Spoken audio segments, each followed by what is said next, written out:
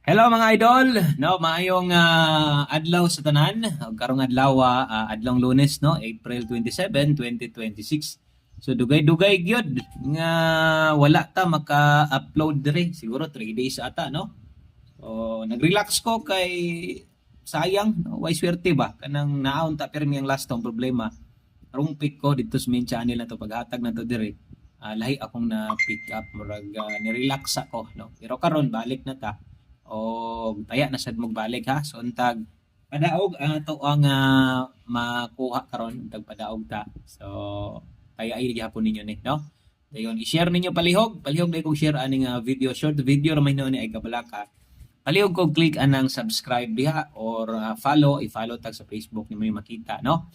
O good luck dai para karong adlaw. So untag swerte ang ato ang pagbalik no. So di unta nimo slide ni.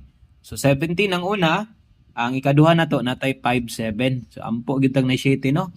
Kumuinding mas maayo. Kung mamosting okay ra sad. Okay? So 5-7 ug 17 na ay rumble diha so kinahanglan bali-balihon ginato. Tay kag 5-7 7-5 sad ka. Tay kag 17 7-1 sad ka ha. So ingon ana dapat. Okay? So 5-7 ug 17 anya syempre upat maning na diha natay 3-5.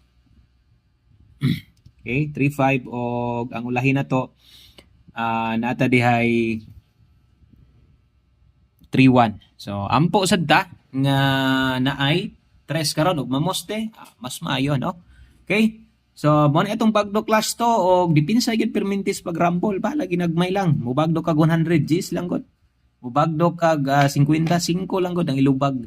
Ana lang makalusot gani na balik taya na sobra pa nagamay no. Okay, so good luck sa tanan. Daghang salamat o bye-bye.